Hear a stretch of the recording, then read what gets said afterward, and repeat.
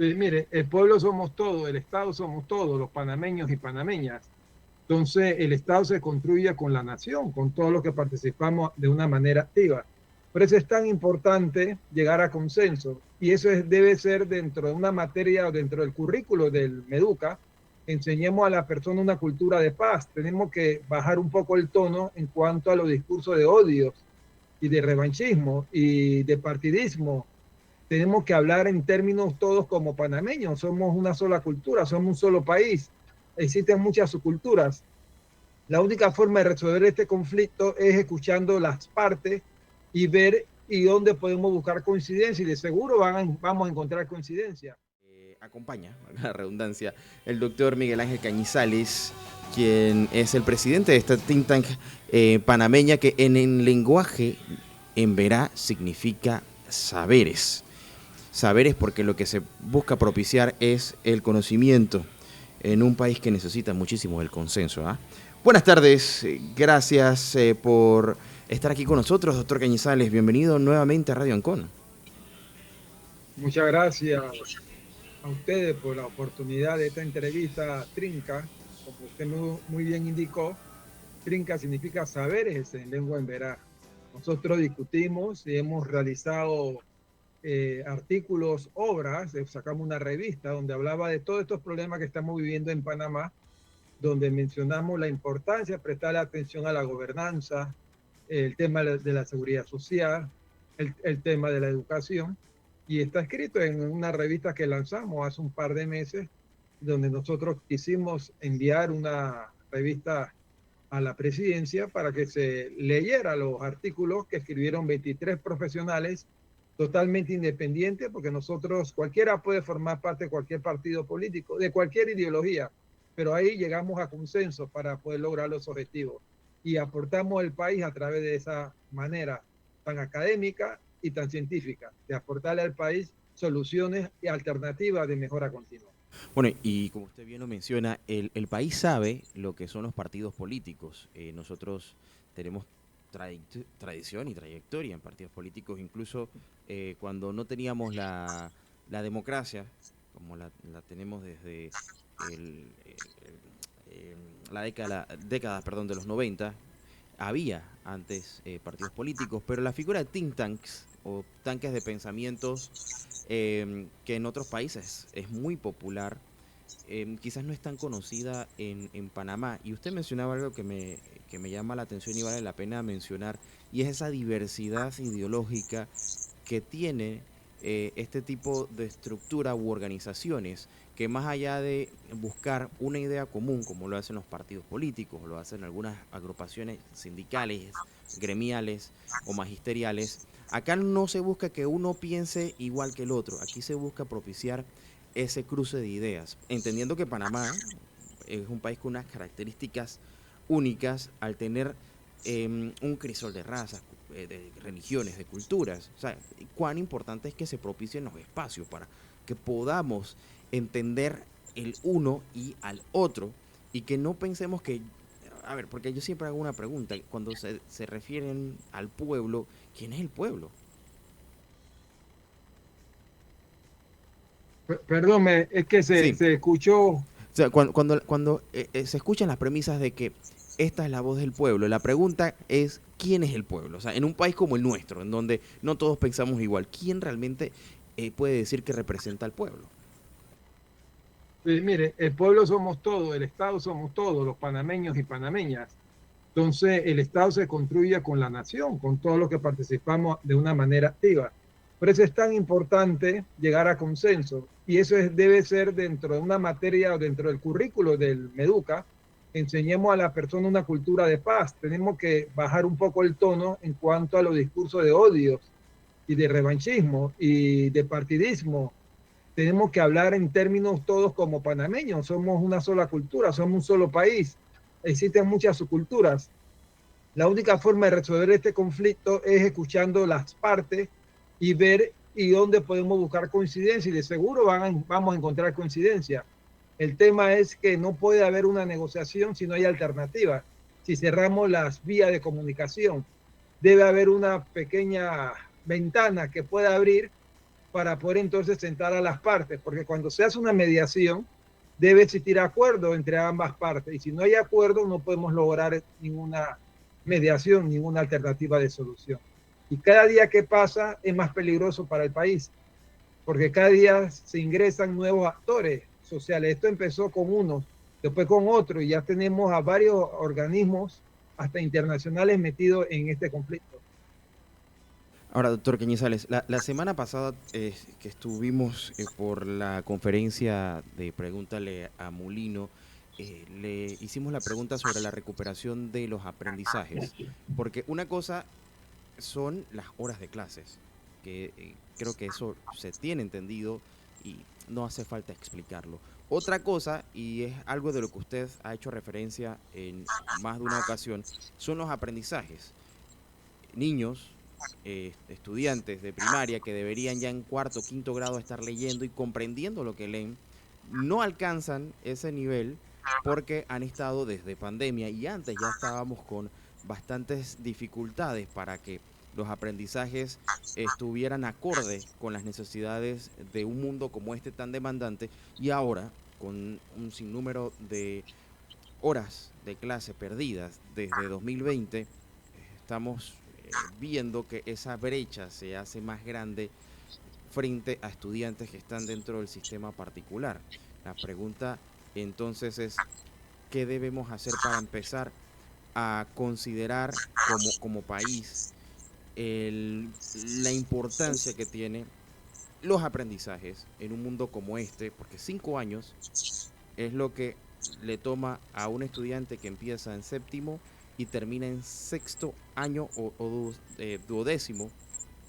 Eh, y si estuvo tanto tiempo fuera de las escuelas, la pregunta es qué aprendió durante estos últimos 5 años y si está preparado para afrontar la educación terciaria en la universidad. Claro, miren, yo creo que por más noble que sea la causa por la cual están cerradas las escuelas, es importante también hablar donde hay derechos, hay deberes. Y a mí me parece que es importante, yo voy a hablar en términos científicos y en términos académicos, no en términos ideológicos, porque la pérdida de los aprendizajes por el cierre de las escuelas, desde que tuvo el COVID, eso está debilitando a toda una generación, porque cerramos alrededor de 1.600 millones de estudiantes, paralizó el mundo. Y hoy día estamos viviendo esa consecuencia. Fíjense que esa generación de estudiantes que corre riesgo de perder unos 17 billones de dólares, según investigaciones que se han hecho al respecto. En el momento que se hicieron la investigación no se tenían datos porque era durante el COVID, el año 20. Una vez terminó el COVID se han hecho una serie de investigación que eso equivale al 14% del PIB mundial actual, debido a la consecuencia que tuvimos nosotros de cierre de escuelas a nivel mundial, estoy hablando. Entonces, hay un informe que realizó el Banco Mundial, la UNESCO y la UNICEF. Ese informe revela que la repercusión es más grave de lo que creíamos. Se había calculado en 10 billones y hoy día se calcula en 17 billones a nivel mundial. ¿Qué quiero decir con eso? Que los países, se demostró, los estudios científicos demostraron que los países de ingresos bajos y medianos, los niños viven en una situación de pobreza extrema.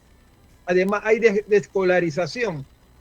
Además, ¿a quienes afecta? A las áreas más vulnerables y a los más pobres. Y algo interesante que se descubrió en una serie de investigaciones que se han hecho, que afecta más a las mujeres, a los estudiantes mujeres, que a estudiantes varones.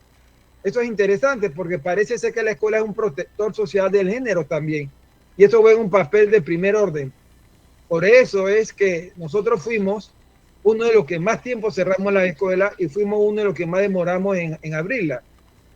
Estas 3 semanas las escuelas permanecen cerradas, pero es posible que muchos estudiantes no regresen porque ya se rompió la continuidad de los procesos de aprendizaje y se dan otras variables como la procrastinación, la pereza, volver al ritmo académico, o el burnout. Los mismos maestros, los mismos profesores, los mismos estudiantes se aburren ya en la clase y eso genera otros problemas. Por eso es que Jaime Saavedra, él es el director de educación del Banco Mundial, él ha realizado una serie de estudios y ha señalado que, por ejemplo, países como Brasil, como Pakistán, como la India rural, Sudáfrica y otros, han tenido una baja en lo que son las matemáticas y lo que es la lectura, al igual que nosotros en Panamá. No es secreto hoy en día que la prueba PISA es una de las pruebas que más se aplican a nivel mundial en más de 80 países y demostró eso que yo le estoy mencionando. ¿Cuáles son las competencias más débiles que tenemos nosotros? Que salimos las más bajas, matemática y español. Pero que un niño que no comprende lo que lee, no sabe leer. Y aquí en Panamá, los niños hasta cuarto grado se encuentran que en su mayoría no saben leer, producto de lo que pasó hace 5 años. Ellos estaban entrando a preescolar. Y los que se gradúan no tienen la capacidad de analizar ni de sintetizar. ¿Cuál es la repercusión que va a tener esto en la prueba de ingreso en las universidades? ¿Quiénes van a ingresar a las universidades? Los que no interrumpieron su clase, los que están en escuelas privadas, que dan como mínimo 7 horas, los que están en escuelas oficiales dan alrededor de 4 horas. Entonces estamos viviendo posiblemente uno de los desafíos más grandes que vamos a tener y que más adelante les voy a platicar cuál sería mi recomendación.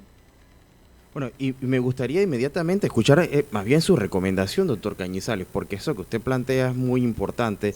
La gran pregunta, y sobre todo poniéndolo desde la perspectiva del deseo que tienen los padres de la superación de sus hijos, si estos están dispuestos a seguir permitiendo de que se pierdan las horas de clase y al mismo tiempo sus aprendizajes y posibilidades de poder tener por lo menos una entrada a la universidad y luego una profesión bien remunerada.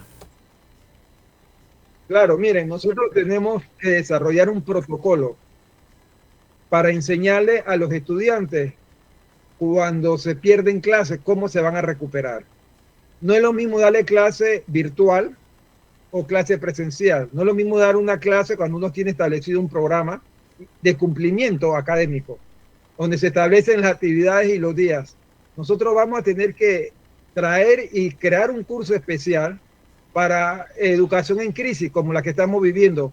Si teníamos que dar 185 días de clase y vamos a dar 170, por dar un ejemplo, o vamos a dar 160, en 160 debemos que cumplir con ese programa.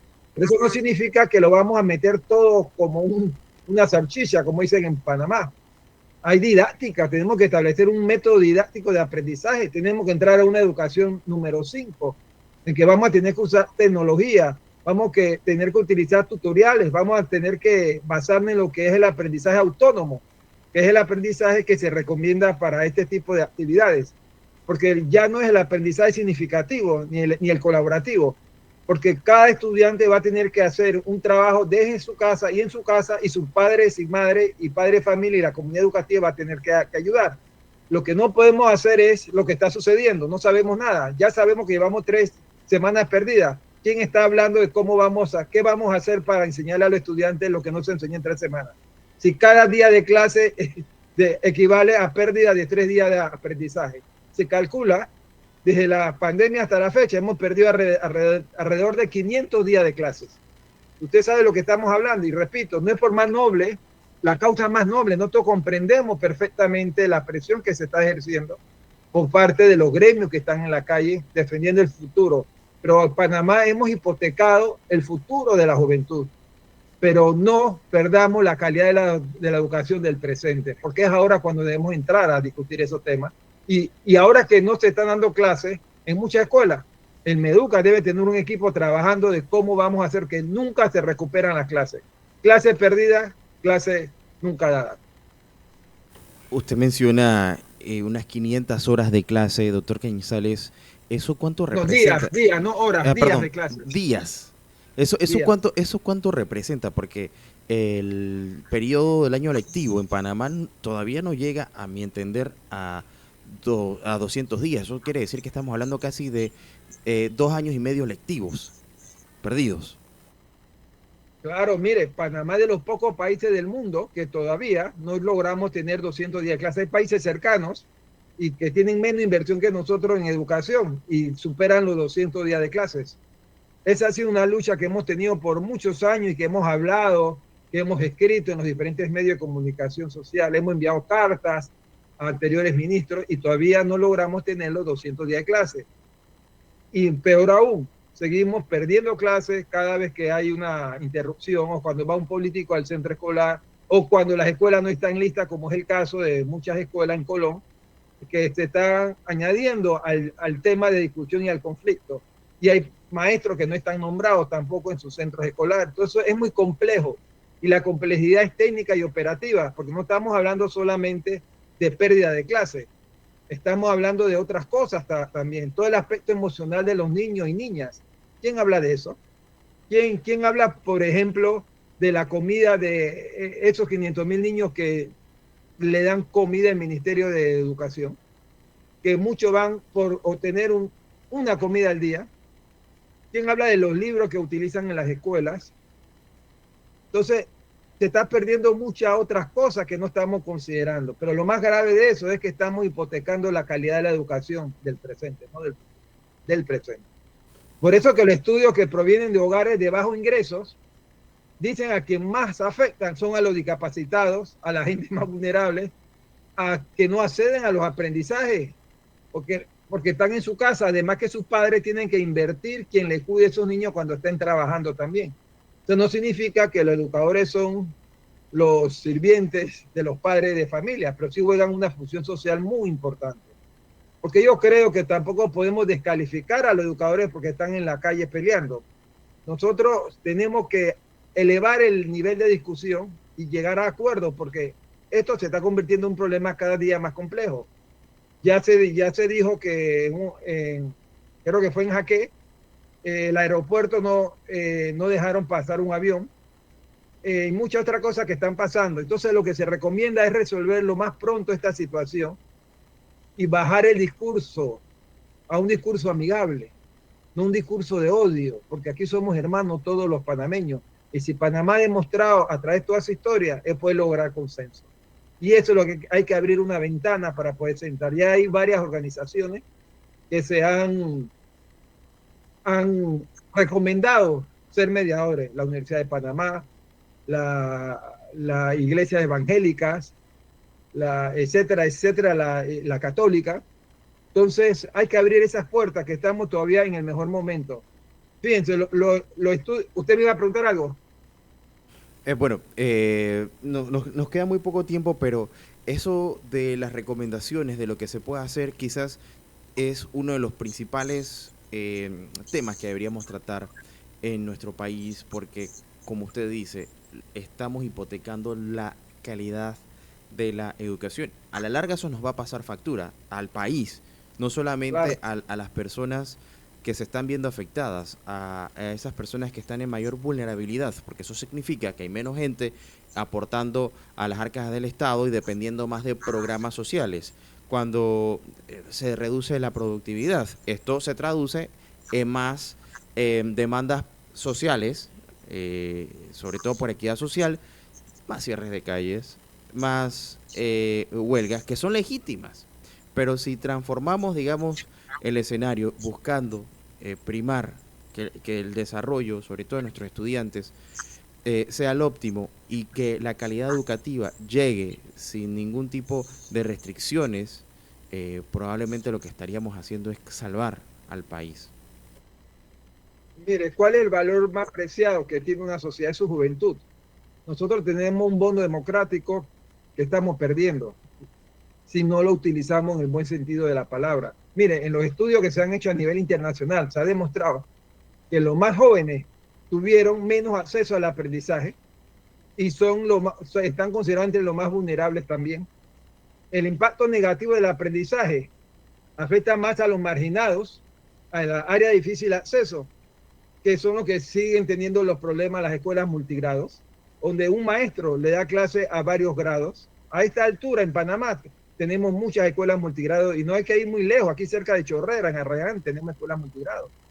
Entonces yo creo que llegó el momento de sentarnos a discutir, pero a llegar a soluciones concretas. Fíjense, ¿dónde está afectando ahora mismo todo esto? Las desigualdades de género, como les mencionaba, las estudiantes mujeres son las que más están afectando. Algunos países se le dio pérdida de aprendizaje entre las niñas porque hubo un aumento de riesgo de trabajo infantil. No solo eso, sino la violencia de género se incrementa el embarazo y también se incrementa la madre precoz. cuando hay pérdida de clases, porque no sabemos si toda esa cantidad de niños, niñas y jóvenes que están en la escuela van a regresar, porque además tenemos una crisis económica muy fuerte y el desempleo ha aumentado. Entonces, esto lo tenemos que considerar como algo significativo en estos procesos sociales que estamos viviendo. Bueno, Estos programas, mire, estos programas de recuperación del aprendizaje, el Estado debe garantizar que el estudiante de esta generación logren al menos tener las mismas competencias de la generación anterior. ¿Usted cree que la vamos a lograr? y con esa pregunta que la dejamos abierta también para que las personas en nuestra audiencia analice al respecto, tenemos que dejarlo hasta acá porque se nos fue el tiempo, doctor Cañizales, pero esta es una conversación que continúa y sigue, porque aunque se resuelva el tema en las calles y exista algún tipo de acuerdo, consenso, queda pendiente una deuda que tiene más de 5 años, que es la de recuperar los aprendizajes en nuestros estudiantes. Sin duda, bueno, lo vamos a poder seguir hablando más adelante. Así que, doctor Cañizales, muchísimas gracias. Eh, yo sé que Trinca tiene actividades, ustedes tienen redes sociales, ¿no? Sí, claro, sí tenemos. Antes de terminar, yo solamente quería decir que los programas de recuperación deben abarcar tres líneas de acción básicas. Uno, consolidar los planes de estudio, establecer un programa académico que se le dé seguimiento con tiempo real y un cronograma con el calendario, ampliar el tiempo de instrucción y mejorar la eficiencia del aprendizaje. Si hay que quedarse 1 hora, 2 horas o aumentar el calendario, hay que hacerlo. Lo que no podemos permitir es que nuestros niños queden en el olvido y que eso va a afectar la competitividad de nuestro país. Gracias nuevamente, Miguel. No, gracias a ustedes por acompañarnos, doctor Cañizales, presidente de la Think Tank Trinca Panamá. El próximo martes estaremos conversando, por supuesto, de este y otros temas con la Think Tank Trinca Saberes, poniendo también a disposición de la ciudadanía las ideas que se elaboran dentro de este tanque de pensamiento panameño que busca llevar también a través de la experiencia, de la creación, de todo ese debate de ideas a algún consenso. No todos tenemos que pensar igual, pero por lo menos permitir que exista el espacio para que se pueda pensar. Si lo eliminamos, entonces nos estamos todos restringiendo de un derecho tan valioso. Así que será hasta la próxima ocasión, doctor Cañizales. Nos vamos por ahora a nuestro siguiente cambio. Nos despedimos del doctor Cañizales. Ya regresamos en breve con más de las tardes Relax aquí en Radio. Buenas tardes, muchas gracias por el espacio. ¿Cómo están? Muy bien, contento porque cuando hablamos de cultura, de arte, eso como que si la tarde es relax se pone todavía mucho más relajada. Háblenos un poco porque se pinta de Panamá, bueno, se pinta Panamá realmente y se llena de arte. ¿De qué va esto de el Panama Art Week? Sí, pues sí, efectivamente pinta muy bien. Sí. Mira, Pinta Panamá Art Week, que es una iniciativa desarrollada por el Grupo Pinta, que se dedica a llevar a cabo distintos proyectos de gestión y de comercio de cultural y de arte en la región. Tiene ferias en Miami, Buenos Aires, Lima, y también realiza otras semanas del arte como la que sucederá aquí en Panamá esta semana en Uruguay, perdón, en Paraguay. Y un poco la idea de los Art Weeks de Pinta es articular las instituciones, los agentes, un poco los esfuerzos y las iniciativas que ya se están llevando a cabo, pero que en muchos casos, un poco como sucede en Panamá, están dispersos, digamos, o no del todo articulados, e intentar que todos en un momento del año, pues eso, hagamos un esfuerzo, nos pongamos nuestras mejores galas, hagamos proyectos que nos interesan alrededor de algunas ideas o de algunas preguntas, y que eso pueda servir no solo para consolidar o para galvanizar la escena local, ¿no? Y los proyectos, digamos, y cada una de las instituciones, sino también para mostrar estas escenas que son pues emergentes, en procesos de consolidación, en las que sí hay cosas por hacer, pero también ya hay un gran camino recorrido. y traer a una serie de invitados, algunos de ellos más institucionales, curadores, directores de museo, gente trabajando desde colecciones, etcétera, y por otro lado directamente coleccionistas a que vengan y se familiaricen y se empapen y conozcan de primera mano todo el talento y todas las iniciativas y la efervescencia que hay en Panamá, ¿no? Entonces, durante los próximos 5 días, del 21 al 25, vamos a tener una serie de actividades, todas ellas en torno al arte y la cultura. Son exposiciones, las exposiciones son todas en las instituciones que ya existen en la ciudad, más una que aporta pinta a ese panorama y que tiene que ver justamente con enfrentarse a un contexto. Eso sucederá en la Ciudad de las Artes desde mañana miércoles hasta el domingo 25, y luego en panamá.pinta.art, o sea, en la página web de Pinta, que tiene un apartado muy generoso y con mucha información sobre Pinta Art Week, está la agenda completa de los próximos días, en donde invito a todos y todas las personas que nos escuchan a revisarla con atención y ver un poco, digamos, armarse una agenda propia. Esto en parte porque, digamos que hay varias actividades que se traslapan y esto tiene que ver un poco con la cantidad y, como decía ahorita, con la efervescencia por la que atraviesa la escena artística de la ciudad. Y estamos invitando a las personas que viven en Panamá, que van a acceder a Pinta, eso, que revisen un poquito el programa para hacerse su ruta. Hay a partir de, bueno, jueves, viernes y sábado también una serie de inauguraciones entre 5 de la tarde y 8 p.m. por sectores, a los que los invitamos muy enérgicamente. Creo que va a ser un espacio, un momento muy bonito de recorrer las galerías, los espacios artísticos de la ciudad, de encontrarse con amigos por la calle, y todo esto diría yo que en el marco, en el espíritu o en un ambiente festivo y de celebración de los artistas panameños y de todo el ecosistema artístico y cultural. Me suena bastante a una galería de arte abierta, interactiva, que se sale, digamos, como de cuatro paredes, sino que trasciende y va más allá. Más o menos es la idea que me da. Hablabas de que esto también se ha desarrollado en otras ciudades. ¿Cómo ha sido la experiencia en los lugares donde ya se ha puesto este evento?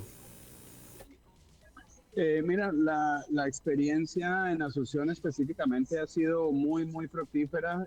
Yo creo que es un evento, como sabes, es la primera edición aquí en Panamá, pero de lo vivido y de lo recogido en Asunción sabemos que también es un poco un movimiento, ¿no? Entonces ahora estamos empezando con esta práctica, con esta semana, con esta, ojalá, tradición eventualmente.